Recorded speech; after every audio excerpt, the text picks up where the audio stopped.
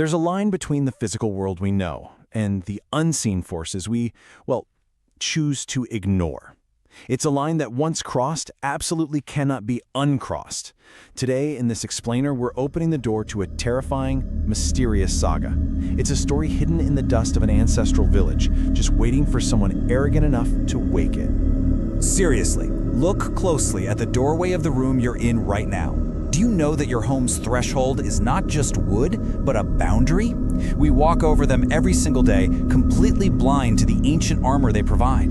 But what happens when that boundary is broken? We're going to follow the chilling descent of a man who found out the hard way. Section 1. Ancestral House and Old Traditions. So let's meet Arian. He's your quintessential modern corporate guy, you know? Highly practical, super cynical, and deeply, deeply detached from the past. He arrives at his deserted, decaying ancestral village home, bringing along his elderly grandfather. The house is incredibly ancient. The architecture is intimidating, and the wooden threshold at the main entrance is blackened with age and carved with these bizarre, archaic symbols. Right before Arian can even step inside, his grandfather grabs his hand tightly. The old man looks right at him and delivers this strict, unwavering warning.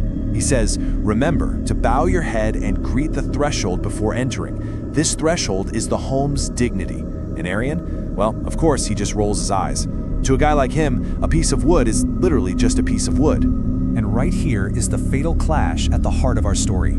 On one side, you have Arian's 21st century logic.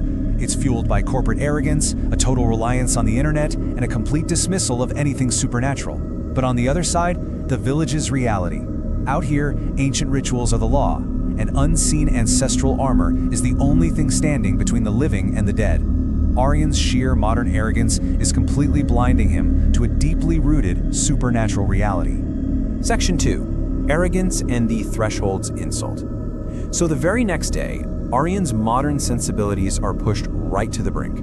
There's no electricity, there's zero internet signal, and the absolute silence of the village is literally driving him insane. Deeply frustrated and just eager to leave, he storms toward the exit. But as he reaches the doorway, his shoe gets stuck. Boiling with irritation, Arian commits a rapid succession of fatal errors. First, he deliberately kicks the ancient threshold with his heel. Then, he actually spits directly onto the blackened wood. And finally, he loudly curses the rotting house, complaining that it's suffocating him. He has absolutely no idea he has just sealed his own fate. And then, suddenly, the chirping of the birds outside completely stops. Dead silence. And a voice right next to his ear simply whispers, "Unrighteousness." Section 3, Invisible Prison and Terrifying Shadow. So Arian tries to leave, but escape is no longer an option. As he steps forward to cross the threshold, this massive invisible force yanks him backward. He tries again and slams into what feels like a thick wall of glass. When he reaches his hand out, there's nothing but empty air. But the second his foot nears the threshold, his skin burns as if pressed against red-hot iron. He is trapped. The true terror here lies in how quickly his reality degrades. On night 1, the shadows in the house stretch, the carved faces on the walls begin to laugh, and this horrifying, skinless shadow with backward feet peels itself right out of the threshold wood. By night 2, Arian is getting desperate. He violently strikes the wood with a heavy iron rod, but it just creates a blinding flash of lightning that leaves his own hands bleeding, while the wood, it remains completely unblemished. By night 4, Arian is a broken shell. He's dying of thirst, starving, and hallucinating, literally watching a parallel world of people walking by outside that he can no longer reach. The monstrous, skinless entity that lives within the wood finally corners him. It reaches out its twisted hand and delivers its judgment. It says, "You insulted the boundary, now the boundary will destroy you." The protector of the house has officially become his executioner. Section 4. Forgiveness and a False Freedom. Now on that agonizing 4th night, the front door miraculously swings open. Arian's grandfather is standing outside, but something is horribly, horribly wrong. The old man's eyes are completely white, unblinking. He tells Arian that the shadow will never let him go until he bows down to the threshold. Completely drained of life, and with the shadow's long, terrifying fingers literally stroking his hair, Aryan surrenders. He drags himself to the boundary. He touches the burning wood, searing his flesh. Through his tears, he wipes away the exact spot where he had spat. He begs for forgiveness, finally admitting he didn't understand the value of the home's dignity. And then he bows his head directly onto the threshold. Instantly, the house violently shakes, and a blinding, piercing light engulfs him. When Aryan opens his eyes, he's lying on a dirt road in the morning sun. A group of villagers are gathered around him, looking super confused. They ask him what he's doing out there because, well, the ancestral house collapsed years ago. Aryan looks back. There is no house, just a pile of ancient rubble. But sitting perfectly intact right in the center of those ruins is the clean, unblemished wooden threshold. Section 5. Terror returns to City Home. Aryan flees back to his modern life, seemingly escaping the nightmare. Fast forward 6 months. Aryan has drastically changed. He is now totally obsessed with boundaries. He bows his head at every single doorway he crosses, drawing plenty of laughter and mockery from his corporate friends. But he knows the truth. Or at least, he thinks he does. Because the curse isn't over. One night, deep in his secure, high-tech city apartment, he wakes up.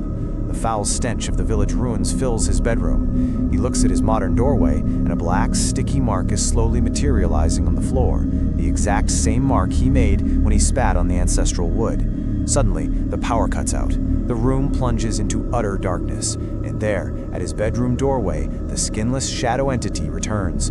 Only this time, it's not just standing guard, it's trying to get inside. Aryan tries to run to the bathroom, but as he crosses the doorway, he's violently thrown back by that same invisible force. He is trapped again. The TV flickers on, emitting this blinding white static. And through the noise, Aryan hears a voice. It's his grandfather's voice.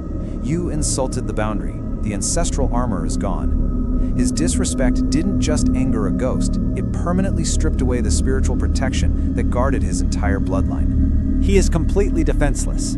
Section 6. New Guardian. New terrifying truth. From behind Aryan's wardrobe, a second entity emerges, but this one is entirely different. It's pitch black, violently aggressive, and born purely of the house's negative energy. It starts splintering Aryan's bedroom door, desperately trying to break through. Aryan desperately pushes his wardrobe against the door, screaming that he won't let the entity inside. But a heavy, raspy voice echoes in the room. "I am not coming in, Aryan. I am already inside you. You crossed your own threshold. Now I stand at the threshold of your mind." Aryan's vision starts to blur. He actually sees his own shadow reaching for his throat. The entity is invading him mentally. If he succumbs to the fear, he's going to be possessed entirely. To save his mind, Aryan drops to his knees. He meditates, recalling that clean wooden threshold in the ruins, and completely surrenders to his captivity. The violent shadow dissipates into the air, but as the room calms, his bedroom door slowly creaks open. Standing right there is his grandfather. The terrifying realization hits Aryan. His grandfather has actually been dead for 3 years. The spirit tells him, "You cleaned one boundary, but you didn't understand the house. Every step you take is a threshold." Aryan accepts his fate. The next morning, as he walks down his apartment hallway, he sees a glowing boundary line at every single step. He must bow to walk. He will spend eternity in servitude to the boundaries, living as both a prisoner and a guardian in a world sitting right on top of our own. Aryan traded his modern arrogance for eternal submission. As this explainer comes to a close, I really want you to think about your own home. The next time you walk from one room to another, remember that you aren't just moving through space. You are crossing from one world into another. Tell me, have you ever truly felt your threshold?